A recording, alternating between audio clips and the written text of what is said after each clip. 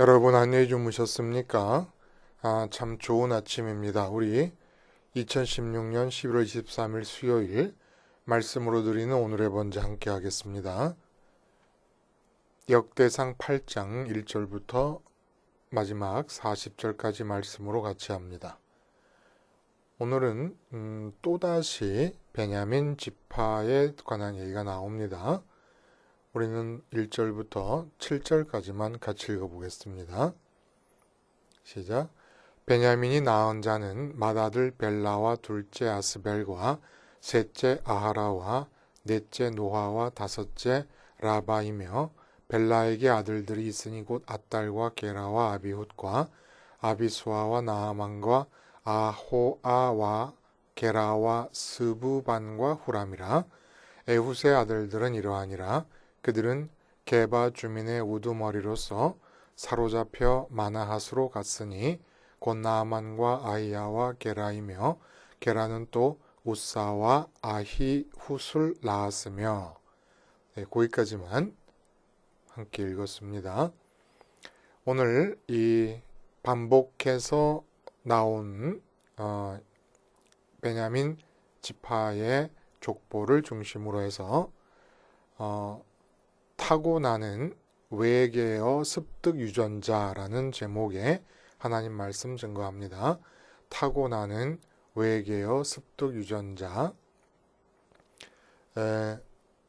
외계어라고 그러면 우선 제일 먼저 생각나는 것은 그 UFO, 미확인 비행 물체라고 하지 않습니까? 이 UFO를 타고 온다는 외계인들 아직 없어요. 발견되지 않았고 앞으로도 저는 없을 거라고 믿습니다만은 이 외계인들의 언어가 아니라 또 요즘은 또 외계어라고 말하면 컴퓨터나 스마트폰으로 이제 문서를 우리가 작업하지 않아요? 메일을 보낸다든지 글을 쓰는 일.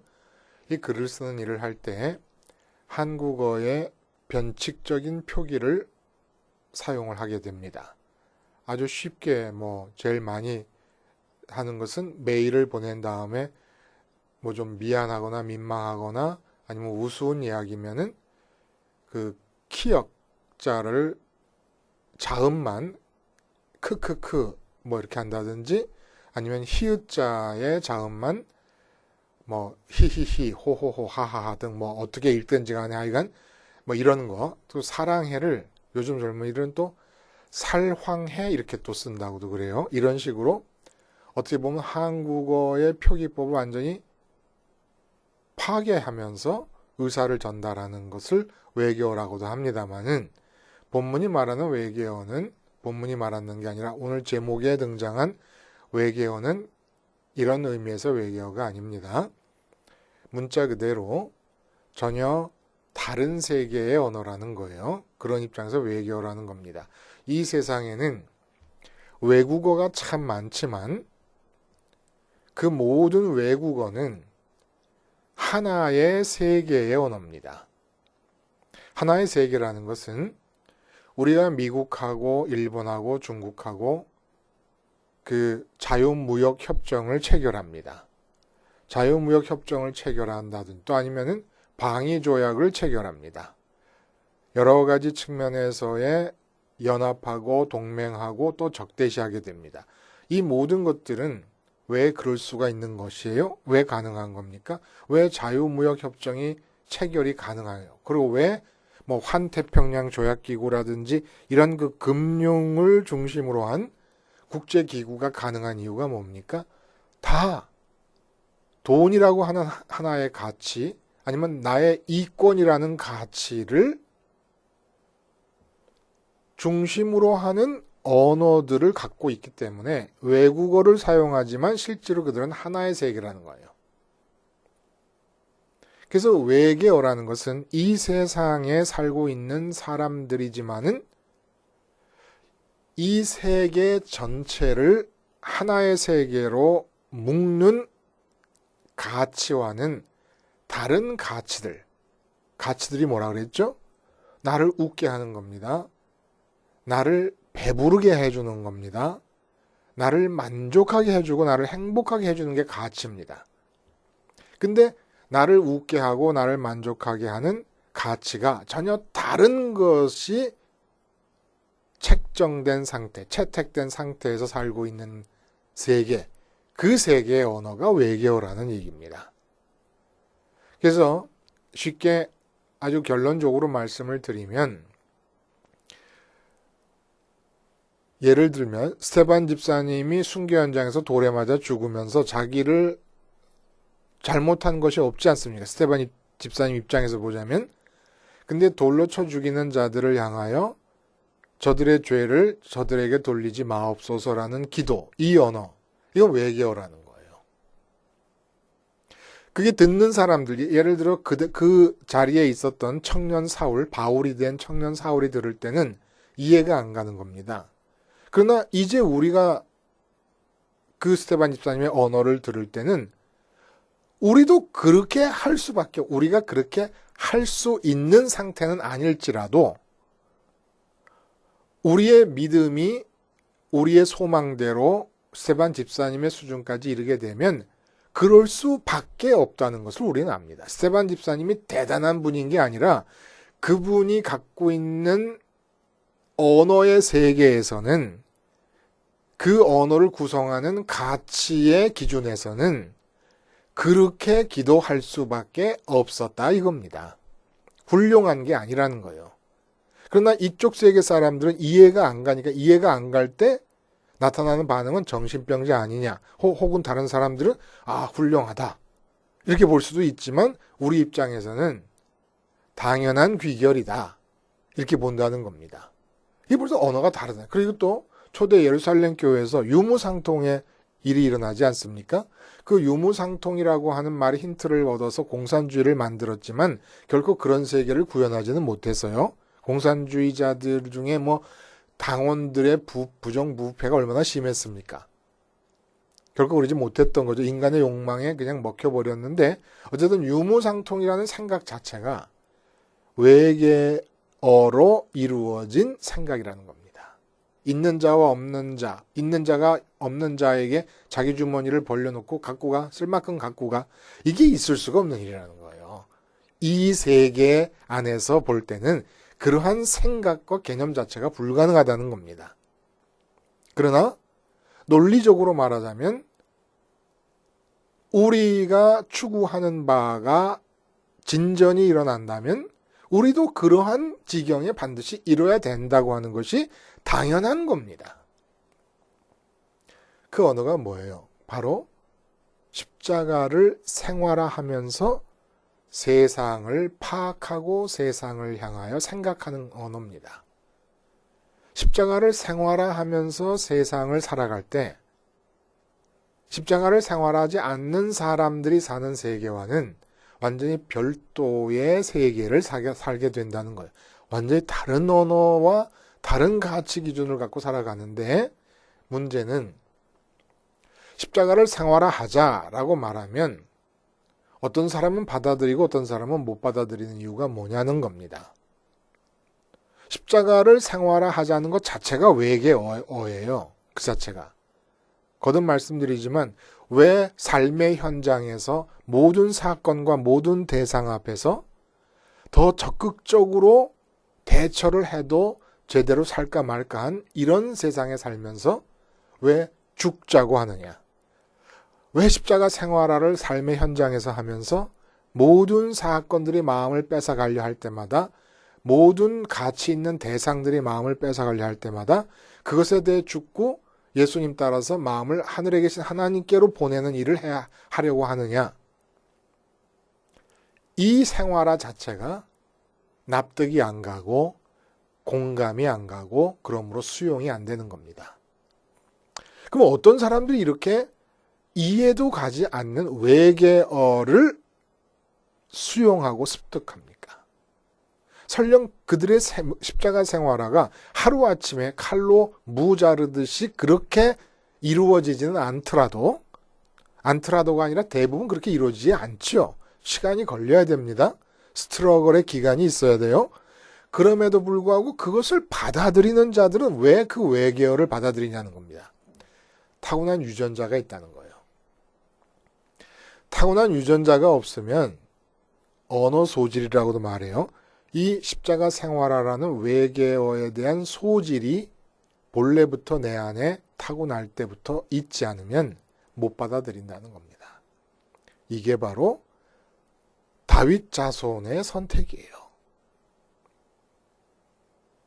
예수님의 십자가에서 포개어질 수 있는 자, 외계어 습득의 유전자가 생내적으로 안에 들어있는 자만이 가능하다는 겁니다. 난데없이 역대기에서 과연 이런 얘기를 했을까? 그런 얘기를 하고 있습니다. 오늘 본문에서. 자, 앞에서 북왕국 지역에 속했던 6지파의 이야기를 했어요. 그렇죠? 이사갈부터 해가지고 베냐민으로 해서 또 납달리로 해서 므낫세 그리고 에브라임 마지막에 아셀 지파까지 얘기를 했습니다. 근데 오늘 베냐민 지파 얘기를 전장에 걸쳐서 또다시 하고 있습니다. 1절부터 5절까지는 베냐민의 직계 자손들을 거명을 하고 그 다음에 6절부터 28절까지는 에훗에 속한 자손들을 얘기하는데 에훗 하면 우리가 알 수 있죠. 제2대 사사예요. 1대 사사는 유다 지파에 속한 온니엘이고 그리고 2대 사사가 베냐민 지파의 에훗인데 에훗에 속한 자손들을 얘기하는데 이거 머리가 빠개져요. 왜 머리가 빠개지느냐? 에훗에 대한 아들들의 얘기를 해놓고는 곧바로 사하라임이라는 사람의 자손들을 28절까지 쭉 열거해 나가는데 도대체 이 사하라임이라고 하는 사람은 어느 계보에 속해 있는 사람인지를 알 수가 없는 사람을 불쑥 내놓은 겁니다. 역대기를 저수로 한 에스라가. 그리고 나면은 또 29절부터 40절까지는 사울 왕에게 이르는 족보와 사울의 아들 요나단의 후손들이 포로기 직전 이전까지 그러니까 망하기 이전까지 기간 동안의 후손들의 이름이 쭉 나오고 있는 거예요. 그러니까 겉으로 얼른 보기에는 왜 이렇게 베냐민 지파의 족보를 기술했을까 보다 보니까 베냐민이 있고 그 다음에 에훗이라고 하는 제2대 사사를 지낸 걸출한 영웅이 있지 않습니까? 그리고 나서 그 다음에 보면은 사울 왕이 나오는 거예요. 통일 왕국의 제1대 왕. 그러니까 베냐민과 에훗과 사울로 이어지는 어떤 베냐민가의 걸출함을 드러내려고 하는 것이 아니겠는가. 그리고 어차피 통일 왕국 이야기를 하려면 사울 왕의 얘기가 있어야 되니까 그래야 되는 거 아닌가 라고 얘기하지만 그 다음 장에는 포로 귀환 자들의 이야기가 나오거든요. 그러니까 아직은 통일 왕국 시대의 이야기에 접어들지 않고 있는 상황입니다. 그럼 도대체 왜 베냐민 지파의 족보를 다시 얘기하고 있는 것일까?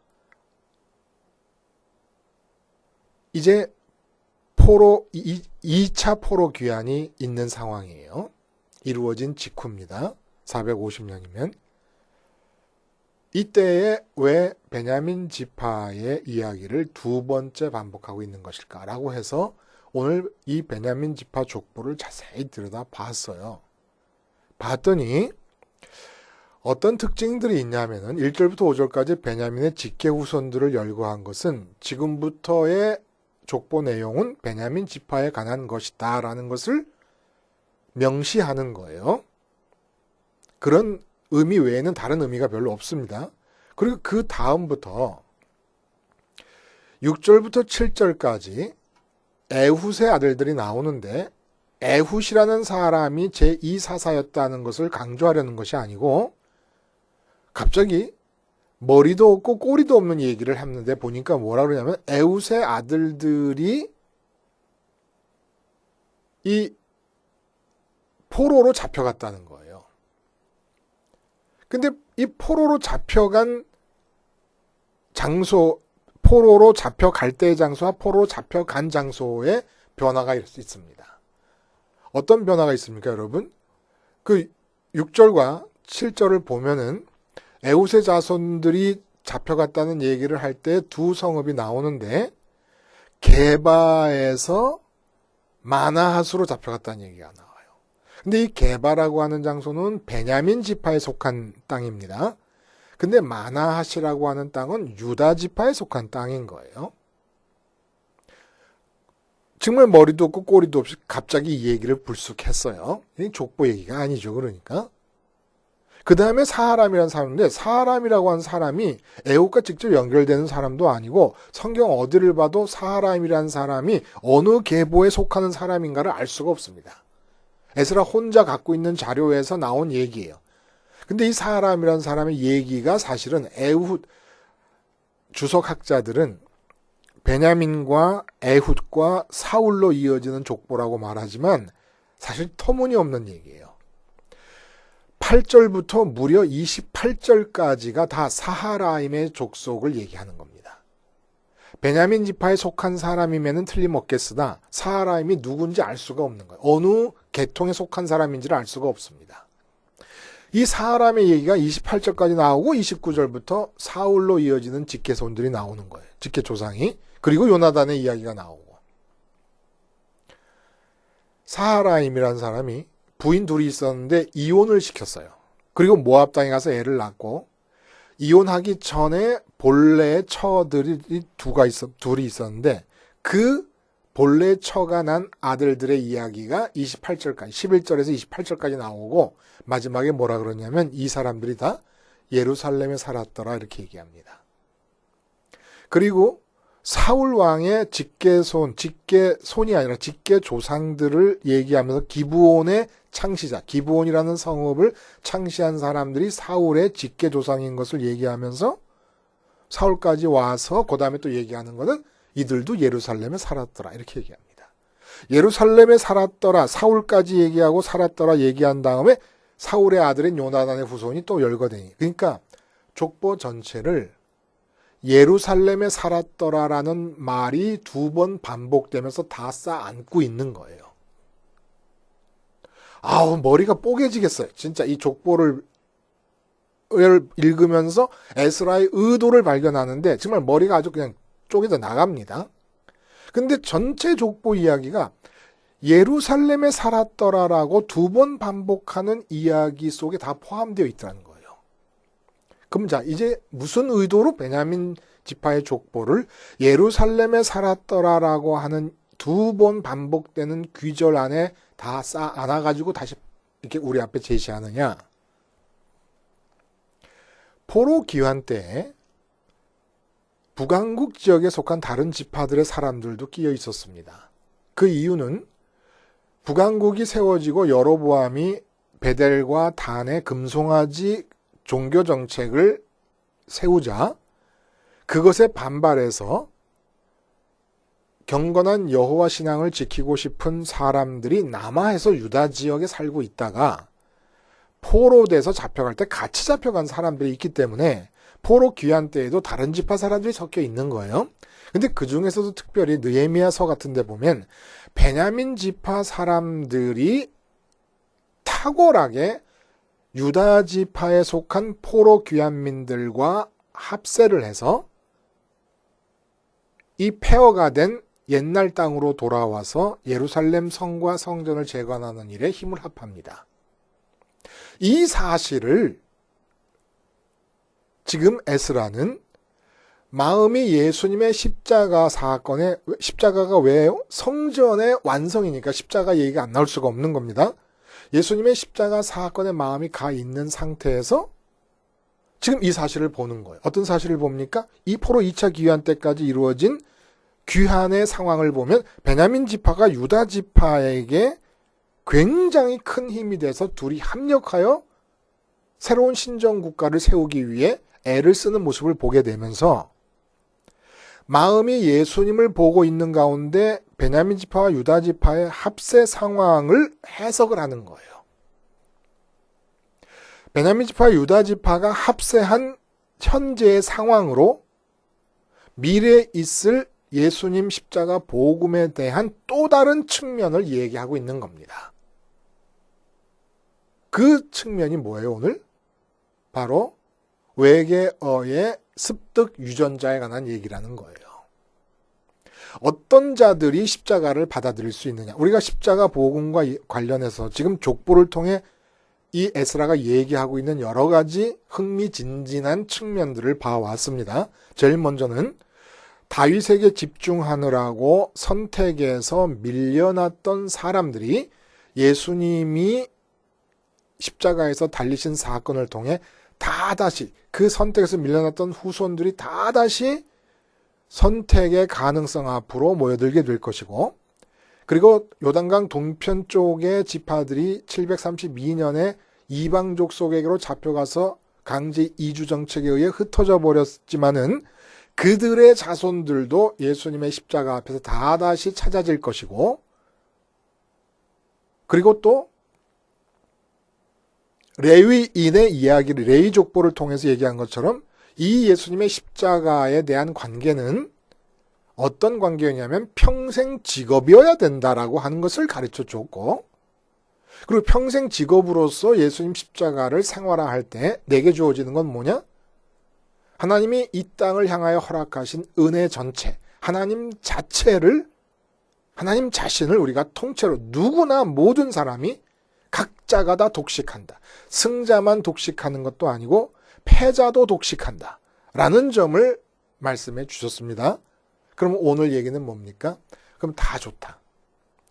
이 모든 십자가를 통한 선민과의 관계는 일단은 선민 한 사람 한 사람이 십자가를 받아들여야 되는 것 아닙니까? 흩어진 선민들 중에서도 십자가를 통하여 찾아낼 수 있다. 이건 십자가를 입장에서 본 것이지만 십자가를 받아들여야 되는 사람의 입장, 그리고 유다 지파, 여타 지파들이 다윗에 집중하느라고 선택해서 밀렸던 자들의 후손들도 다시 회복될 수 있다. 이것도 십자가 입장에서 얘기하는 거지만은 십자가를 받아들여야 되는 입장이 있을 거 아닙니까?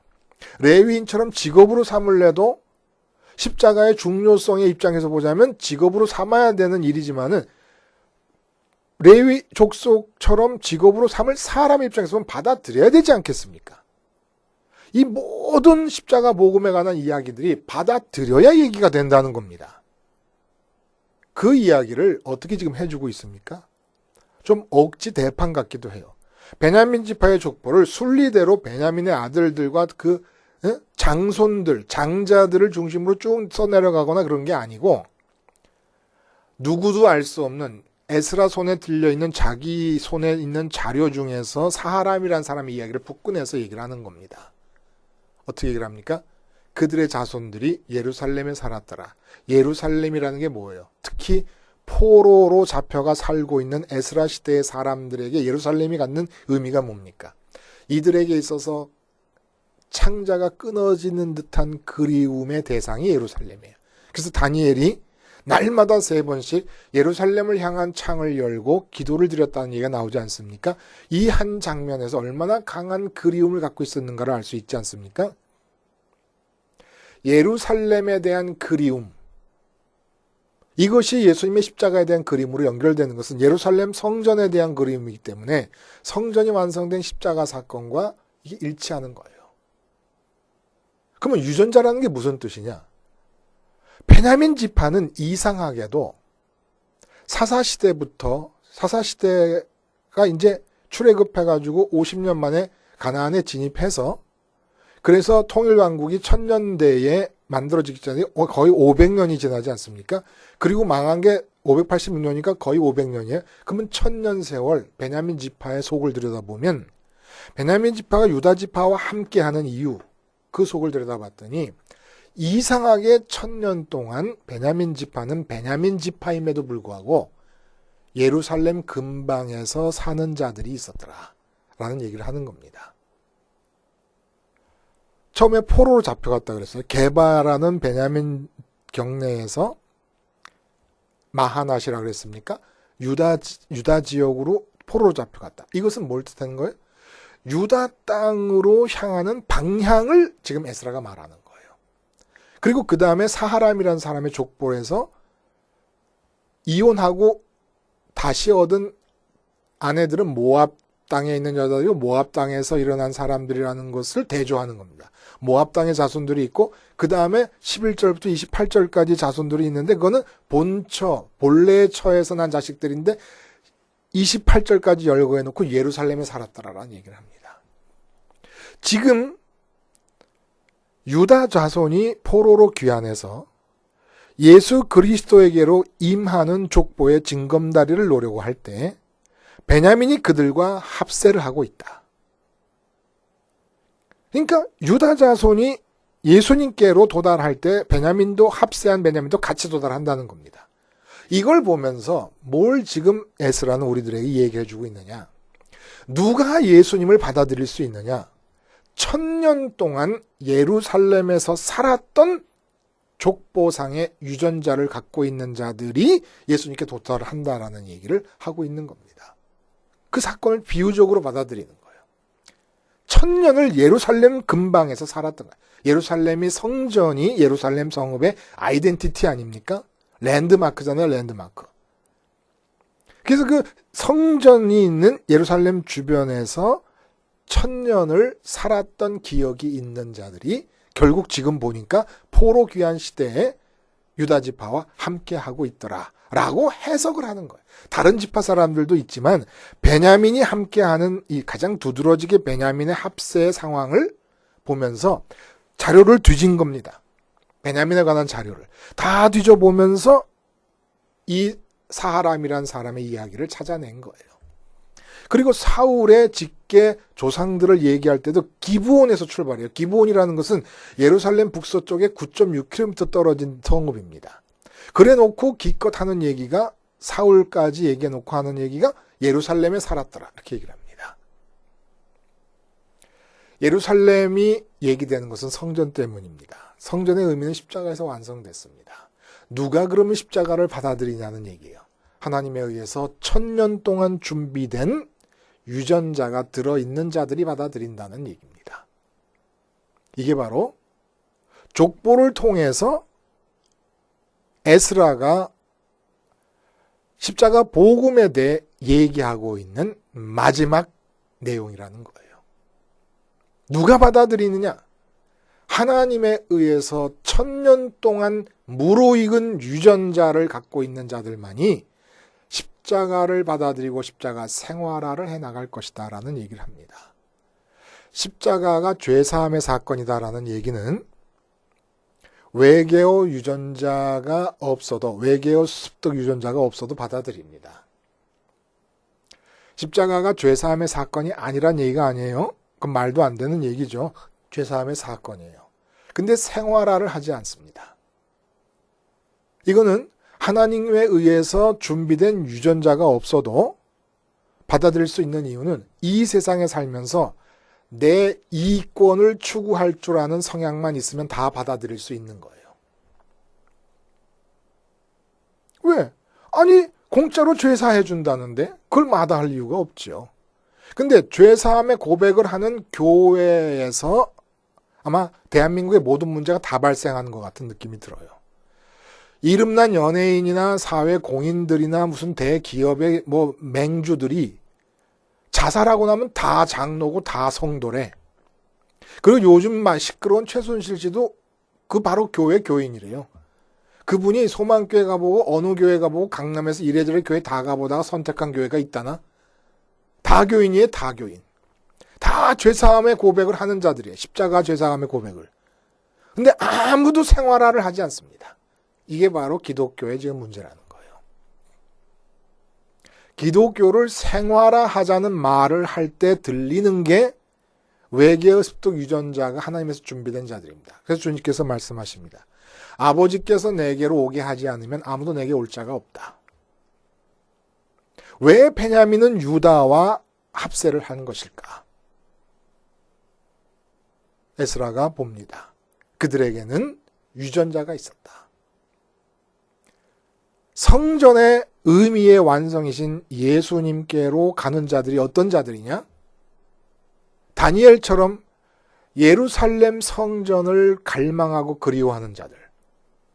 삶의 현장에 포로처럼 잡혀가서 마음을 빼앗길 일들, 마음이 포로로 잡혀가야 되는 수많은 일들이 있는 가운데 다니엘이 포로로 잡혀간 가운데 예루살렘을 그리워했듯이 삶의 현장에서 마음 뺏기는 순간에 십자가를 그리워할 자들, 그들이 누구냐? 하나님에 의해서 준비된 자들만이 가능하다는 얘기입니다. 처음에 안 되더라도 삶의 현장에서 십자가를 바라보고 생활하는 것이, 십자가 생활화의 말씀을 들을 때 납득이 가고 수긍이 가는 거예요. 내가 지금 하지는 못해도 유전자가 있는 겁니다. 납득도 안 가고 수긍도 안 가요. 유전자가 없기 때문입니다. 물론 나중에 나타날 수도 있어요 또. 하여간 십자가 생활화는 외계어예요. 세상의 가치에 대해 죽자는 이 말을 누가 받아들일 수 있겠습니까? 하나님이 유전자를 준비시킨 자들에게만 가능합니다. 기도하시겠습니다. 하나님 아버지, 에스라가 족보를 통해 말하려는 복음에 관한 모든 내용들이 원활하게 내 안에서 활성화되게 해 주시옵소서. 예수님의 이름으로 기도하옵나이다. 아멘.